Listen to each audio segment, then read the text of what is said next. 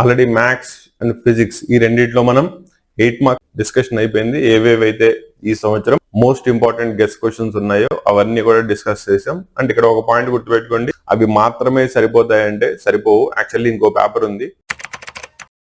Concept ని నేర్చుకోండి, problems ని బట్టి పట్టమాకండి. మీ నోట్స్ ని మీరు ఓన్ గా ప్రిపేర్ చేసుకోండి. ఎందుకంటే మీ ఓన్ నోట్స్ ఉంటే రేపు ఎగ్జామ్ ముందు మళ్ళీ టెక్స్ట్ బుక్ అంతా రివర్స్ చేసుకునేంత టైం మీకు ఉండదు. కాబట్టి ఫైనల్ రివిజన్ లో ఫైనల్ ప్రిపరేషన్ చేసుకునేటప్పుడు మీరు ఆల్రెడీ ప్రిపేర్ చేసుకున్న నోట్సే మీ సపోర్టింగ్ మెటీరియల్. కాబట్టి నోట్స్ ని ప్రాపర్లీ మెయింటైన్ చేసుకోండి. ఓకేనా? ఏ క్వశ్చన్స్ కి ఎక్కడ చదివారు, ఎలా కట్ చేశారు, సిన్సిల్ ఎలా రాయాలి, ఏవి రాస్తే ఫుల్ మార్క్స్ పడతాయి, ఇవన్నీ కూడా ఒకసారి జాగ్రత్తగా చూసుకోండి. Simultaneously me writing and presentation మీద కూడా కాన్సన్ట్రేట్ చేయండి. క్లియరా? అండ్ ఇవాళ క్లాస్ వచ్చేటప్పటికల్లా 8 మార్క్స్ క్వశ్చన్స్ ఈ రోజు ఇస్తాను. దాంట్లో ముందుగా 8 మార్క్స్ క్వశ్చన్ చూసుకుందాం. అండ్ వీటిని ఇచ్చేటప్పుడు కూడా నేను చాప్టర్ వైజ్ క్వశ్చన్స్ ఇచ్చాను, సో జాగ్రత్తగా చూసుకోండి. ఫస్ట్ ది అటామిక్ స్ట్రక్చర్ నుంచి కనుక తీసుకున్నట్టయితే first question bores model of an atom, దాని యొక్క పాస్టులేట్స్ లిమిటేషన్స్ రాయాలి.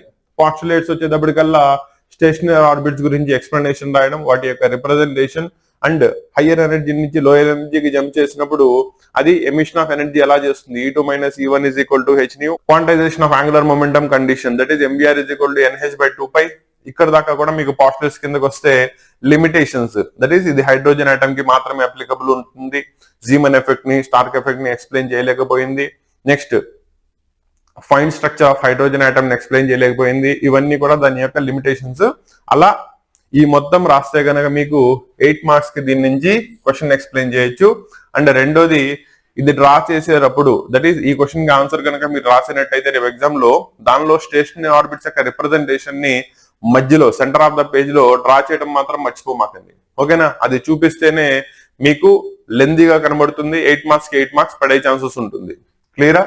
నెక్స్ట్ ఇది Bohr's model of an atom ని ఎక్స్ప్లెయిన్ చేస్తూనే దాంతో పాటు different line spectra of hydrogen atom ని ఎక్స్ప్లెయిన్ చేయాలి. అంటే దీంట్లో మీకు లైమన్ సిరీస్ దగ్గర నుంచి Lyman, Balmer, Paschen, Brackett and Pfund series ప్రతి దానికి కూడా లాంబ్డాని ఎలా ఫైండ్ అవుట్ చేస్తారు, ఎలక్ట్రాన్ ఎక్కడి నుంచి ఎక్కడి దాకా జంప్ చేస్తే ఆ పర్టికులర్ సిరీస్ లో వస్తుంది, అండ్ విజిబుల్ రీజియన్ లో దట్ ఈస్ మనకున్న light, that is electromagnetic zone లో అది ఏ జోన్ లోకి వస్తుంది, ఈ మొత్తాన్ని కనుక ఎక్స్ప్లెయిన్ చేసుకుంటూ రాస్తే ఇక్కడ మీకు మార్క్స్ పడతాయి. దాన్ని సింపుల్ గా ఒక టేబుల్ ఫామ్ లో రాయడానికి ట్రై చేసుకోండి. నెక్స్ట్ మూడో క్వశ్చన్ వచ్చేటప్పటికల్లా క్వాంటమ్ నెంబర్స్ ని ఎక్స్ప్లెయిన్ చేయడం. మనకున్నవి 4 quantum numbers, that is N, L, M, S, that is principal quantum number, angular momentum or azimuthal quantum number, magnetic quantum number and spin quantum number. 4ని explain చేయాలి clear గా. దీని మీద ఒక question expect చేయొచ్చు. ఓకేనా? లాస్ట్ ఇయర్ కూడా almost ఇవే ఉండేవి, అండ్ ఈ సంవత్సరం కూడా అటామిక్ స్ట్రక్చర్ నుంచి అవే మోస్ట్ ఇంపార్టెంట్ క్వశ్చన్స్. క్లియరా? నెక్స్ట్ పీరియాడిక్ క్లాసిఫికేషన్ లోకి వెళ్దాం. దానిలో ఫస్ట్ వచ్చేటప్పటికల్లా అసలు పీరియాడిసిటీ అంటే ఏంటి, పీరియాడిక్ ప్రాపర్టీ అంటే ఏంటి, అవి గ్రూప్ లోను పీరియడ్ లోను ఎలా వేరీ అవుతాయి. దానిలో మెయిన్ గా atomic radius or atomic size, ionization potential లేదా అయనైజేషన్ ఎంథాల్పీ, ఎలక్ట్రో నెగిటివిటీ, ఈ 3. దీంతో పాటు ఎలక్ట్రాన్ ఎఫినిటీ ఒకటి, దాంతో పాటు మెటాలిక్ క్యారెక్టర్, ఈ 2 కూడా జాగ్రత్తగా చూసుకోండి. వీటి నుంచి కంపల్సరీగా ఏవైనా 3 అడుగుతాడు. క్లారిటీ వచ్చిందా? ఇది పీరియాడిక్ క్లాసిఫికేషన్ నుంచి one of the important question. రెండోది మోస్ట్ రిపీటెడ్లీ కనబడతా ఉంటుంది. Welcome to Kasim sir classes online app. మీకు ఈ యాప్ ద్వారా మీరు చదువుకుంటున్న 10th క్లాస్ కానివ్వచ్చు లేదా ఇంటర్మీడియట్ కానివ్వచ్చు, బోర్డ్ ఎగ్జామ్స్ దానికి, దాంతో పాటు ఆబ్జెక్టివ్ ఎగ్జామ్స్ వచ్చేటప్పటికల్లా ఐఐటి మెయిన్స్ లేదా నీట్, ఎఫ్సెట్ కి సంబంధించిన క్లాసెస్ అన్ని కూడా రికార్డెడ్ క్లాసెస్ ఫామ్ లో విత్ కంప్లీట్ స్టడీ మెటీరియల్ తో పాటు దీంట్లో మీకు అందించడం జరుగుతుంది. ప్రతి సబ్జెక్ట్ లో ప్రతి చాప్టర్ కి సంబంధించిన డెమో క్లాస్ ఎలా ఉండబోతుంది అనేది మీకు ముందుగానే తెలియాలి అనే ఉద్దేశంతో దాని డెమో క్లాస్ ఇవ్వడం జరుగుతుంది. దాన్ని క్లియర్ కట్ గా చూసుకోండి. అండ్ ఆ కంటెంట్ చెప్పే పద్ధతి అండ్ మీకు ఎక్స్ప్లెయిన్ చేస్తున్న పద్ధతి ఇవి నచ్చితేనే క్లాసెస్ లోకి ఎన్రోల్ అవ్వండి. ఓకేనా?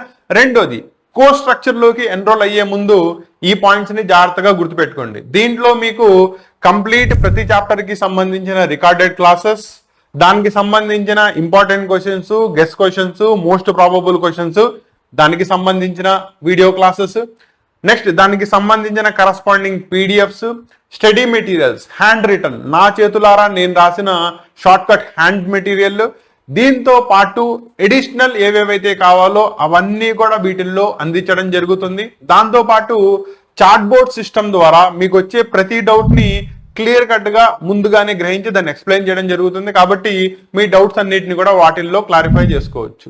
ఓకేనా? సో ఈ విధంగా నేను చెప్పే క్లాసెస్ అన్ని కూడా రికార్డెడ్ క్లాసెస్ అన్ని ప్రాపర్లీ వింటూ ఒక డే టు డే షెడ్యూల్లో దీన్ని కంప్లీట్ చేసుకుంటూ మీరు ముందుకు సాగాలి అనుకుంటే కనుక డెఫినెట్లీ ఈ క్లాసెస్ ని ఎన్రోల్ చేసుకోండి. అండ్ మళ్ళీ చెప్తున్నాను, దీంట్లో ఏ చాప్టర్ కి సంబంధించి ఏ టాపిక్ కూడా మిస్ అవ్వకుండా, ఒకవేళ మిస్ అయితే కనుక దాన్ని మళ్ళీ రికార్డ్ చేసి అప్లోడ్ చేయడంతో పాటు ప్రతి క్లాస్ యొక్క ప్రతి పాయింట్ ఇందులో డిస్కస్ చేయడం జరుగుతుంది ఇన్ డెప్త్. దాంతో పాటు ప్రాక్టీస్ ప్రాబ్లమ్స్, ప్రాక్టీస్ క్వశ్చన్స్ వీటన్నిటిని కంప్లీట్ చేసుకుంటూనే క్లాసెస్ లో ముందుకు వెళ్ళడం జరుగుతుంది. ఓకేనా? రెండోది చాప్టర్ వైజ్ వచ్చేటప్పటికల్లా మీకు వీక్లీ ఒక చాప్టర్ అప్లోడ్ చేయడం జరుగుతుంది for every standard and every subject కి సంబంధించి.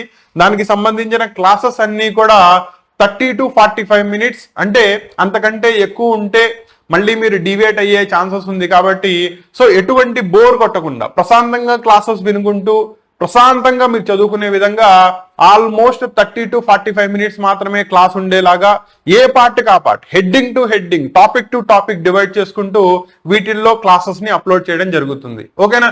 కాబట్టి దానికి సంబంధించిన డెమో క్లాసెస్ చూసుకోండి, అవి నచ్చితేనే కోర్సులోకి ఎన్రోల్ అవ్వండి. రెండోది ఫీ స్ట్రక్చర్ వచ్చేటప్పటికల్లా మీకు ఇయర్ మొత్తం ఈ కోర్సును అందించడం జరుగుతుంది. కాబట్టి సపోజ్ మీరు ఇంటర్మీడియట్ చదువుతున్నారు, ఇంటర్మీడియట్ లో మ్యాథ్స్ సంబంధించి మీకు కోర్స్ కావాలి, దానికి సంబంధించి కంప్లీట్ 1 year కోర్స్, రేపొద్దున నీ బోర్డ్ ఎగ్జామ్స్, ఆబ్జెక్టివ్ ఎగ్జామ్స్ అయిపోయేదాకా కూడా ఈ కోర్స్ నీకు అవైలబుల్ ఉంటుంది. క్లాసెస్ అన్ని కూడా ఎవ్రీ వీక్ అప్లోడ్ అవుతూనే ఉంటాయి. క్లారిటీ వచ్చిందా? ఇలా ఈ క్లాసెస్ లో ఎన్రోల్ అవ్వాలి అనుకుంటే కనుక దానికి సంబంధించిన లింక్స్, డిస్క్రిప్షన్స్ అన్ని కూడా మీకు కింద డిస్క్రిప్షన్ లో ఇవ్వడం జరిగింది. ఎంత ఉంటుంది ఏంటనేది దానిలో ఎన్రోల్ అయ్యి ఈ క్లాసెస్ లో మీరు ముందుకు వెళ్ళొచ్చు. ఓకేనా?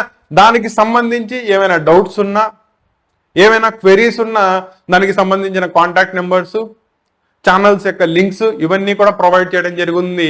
అవన్నీ కూడా జాగ్రత్తగా చూసుకుంటూ ఛానల్లోకి ఎన్రోల్ అవ్వండి.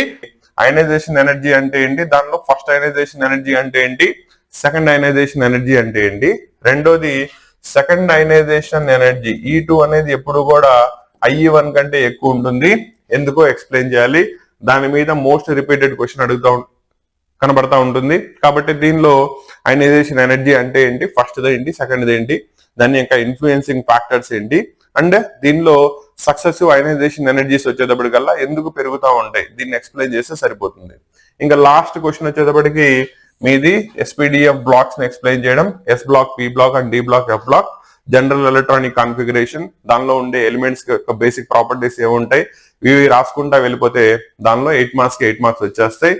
ఇంకా లాస్ట్ వచ్చేటప్పటికల్లా ఆర్గానిక్ కెమిస్ట్రీ నుంచి వెళ్ళినట్టయితే ఫస్ట్ చూసుకోండి ప్రిపరేషన్ ఆఫ్ ఇథిలీన్. ఇథిలీన్ అంటే ఎవరు, CH2 డబుల్ బాండ్ CH2 ఉంటుంది. దాని యొక్క ప్రిపరేషన్ ని రాయాలి. రాసి అది ozonolysis reaction, cold and dilute KMnO4 and bromine తో జరిగే ఎడిషన్ రియాక్షన్ ఎలా జరుగుతాయో ప్రాపర్లీ రాయాలి. అండ్ ఇక్కడ రియాక్షన్స్ రాయమన్నప్పుడు కంపల్సరీ గుర్తుపెట్టుకోండి, చాలా మంది స్టూడెంట్స్ జస్ట్ రియాక్షన్ రాసి వదిలేస్తారు, మార్క్స్ రావు. ఓకేనా? మీరు ఆ రియాక్షన్ జరిగితే ఏం జరుగుతుందో రాయాలి. ఫర్ అన్ ఎగ్జాంపుల్, ఇథిలీన్ ఇప్పుడు ఓజోనాలిసిస్ చేశారు. ఓకేనా? ఓజోనాలిసిస్ లో మళ్ళీ 2 types ఉంటాయి, రిడక్టివ్ ఓజోనాలిసిస్ ఒకటి, ఆక్సిడేటివ్ ఓజోనాలిసిస్ ఒకటి. ఫర్ అన్ ఎగ్జాంపుల్ మనం రిడక్టివ్ మాట్లాడుతున్నాం.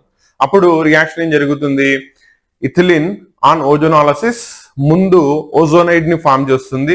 దట్ ఆన్ రిడక్షన్ అయిపోయిన తర్వాత 2 moles ఆఫ్ సింగిల్ కార్బన్స్ ఉన్నాయి కాబట్టి అటుపక్క ఇటు పక్కన 2 moles ఆఫ్ ఫార్మాల్డిహైడ్ ని ఫామ్ చేస్తుంది, ఆర్ మిథనాల్ అంటారు దాన్నే. దీన్ని రాసి కింద రియాక్షన్ రాసి రియాక్షన్ లో కింద కాంపోనెంట్స్ యొక్క పేర్లు కూడా రాయాలి. ఇలా రాస్తే మీకు ఫుల్ మార్క్స్ పడతాయి, లేకపోతే మార్క్స్ కట్ చేసే ఛాన్స్ ఉంటుంది. సో ఆర్గానిక్ కెమిస్ట్రీ రాసేటప్పుడు దీన్ని జాగ్రత్తగా గుర్తుపెట్టుకోండి.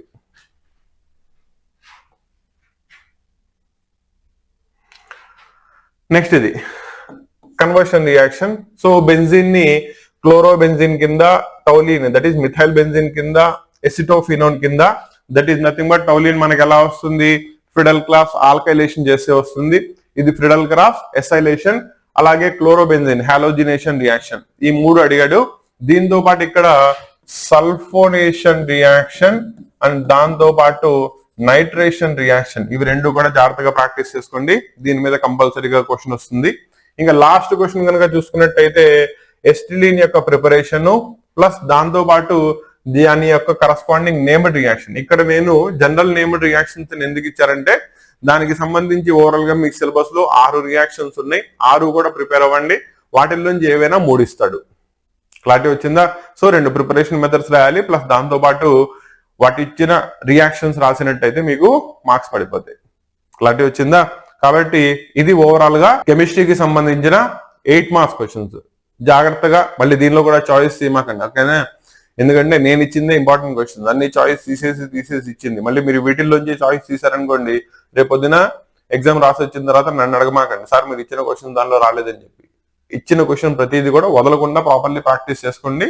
దానిలో నుంచి కంపల్సరీ మీకు క్వశ్చన్స్ వస్తాయి. క్లియరా? అంతే తప్ప చాయిస్ లోంచి చాయిస్ తీసుకోమాకండి, కరెక్ట్ కాదు. క్లియరా? ఎందుకంటే మనకి రేపు పాస్ అవడం కాదు కదా, 10% మార్క్స్ గెయిన్ చేయడానికి ప్రిపేర్ అవుతున్నాం. కాబట్టి అదే పద్ధతిలో మన ప్రిపరేషన్ కూడా ఉండాలి. హార్డ్ గా మాట్లాడుతున్నాను ఏంటి అనుకోమాకండి అన్న, ట్రూత్ ప్రాక్టికల్లీ మాట్లాడదాం, ఓకేనా? ఇప్పుడు నుంచైనా ప్రాపర్లీ టైం యూటిలైజ్ చేసుకుందాం అనుకోండి. రేపు ఇంటర్మీడియట్ ఫస్ట్ ఇయర్ దానిలో మంచి స్కోర్ ని గెయిన్ చేసుకునే ఛాన్స్ ఉంటుంది. ఫస్ట్ ఇయర్ లో కనుక నువ్వు స్కోర్ ని ప్రాపర్లీ గెయిన్ చేసుకోలేకపోతే దీని ఇంపాక్ట్, దీని యొక్క ప్రెషర్ సెకండ్ ఇయర్ మీద పడుతుంది. అక్కడ నీకు సిచ్యువేషన్ మరీ హెక్టిక్ అయిపోతుంది. కాబట్టి నీ మంచి గురించే చెప్తున్నది, ఇది జాగ్రత్తగా దృష్టిలో పెట్టుకోండి.